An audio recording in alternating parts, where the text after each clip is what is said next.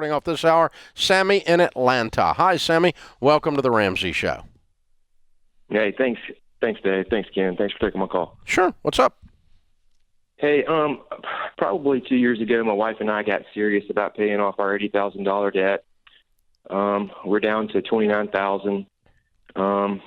4 years ago, I left the public teaching to go to private.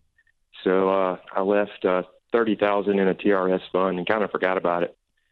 So after 4 years, it doesn't gain anything, and I'm not contributing.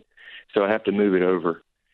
So my wife and I want to know if we can use that to get 6 months ahead and pay the $9,000 penalty and take that money and go ahead and be debt-free. Well, you can, but I wouldn't borrow money at 30% interest to pay off your debt. Correct. So Right. I wouldn't.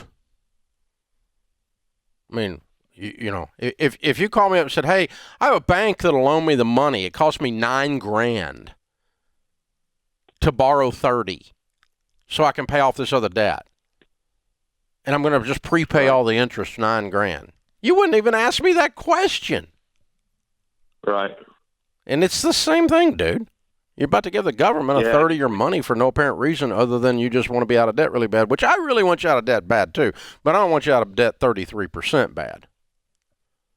Right. It's just we're looking at being able to be 6 months ahead of the next step, which would be more than the 9 we would be losing, but it's still losing 9. If I suggested to you that you borrow money from a bank at 30% interest to pay off your debt, and you said, I don't want to do that, and I said the answer was, you're looking at 6 months, you're going to be out 6 months sooner, you would say, Ramsey, you've lost your dadgum mind. Right. But that was your comeback. Yeah, no, I already knew the answer before I actually called, but decided to be this far along in the journey. Hey, man, I'm with you. I want you out.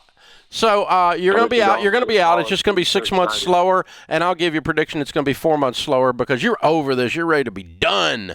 No, take your old retirement and roll it to an IRA with a SmartVestor Pro. Don't pay any taxes on it, and let it grow from this point without taxes, and you're going to love that you did that later. That's a better move long term. Don't give the government a third of your money.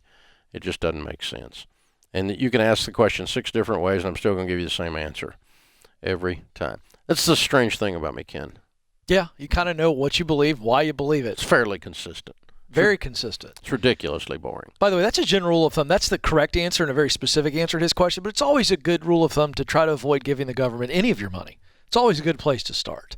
Let's just start and assume they suck at handling money. Right.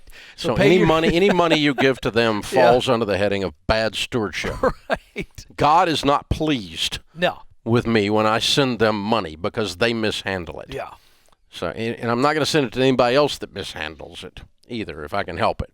So, because it's my job is to handle it well. Yeah. So, yeah, they suck at anything having to do with money.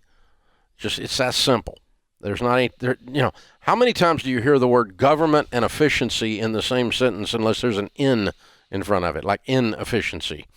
Yeah, you just don't hear them in the same sentence. It doesn't come up. So, no, don't send them money. Keep the money for yourself. Yes. It's always better. It's always better. You're not being patriotic. It's just bad. It's just ugly. Don't send them money. They're not good with it. Yeah.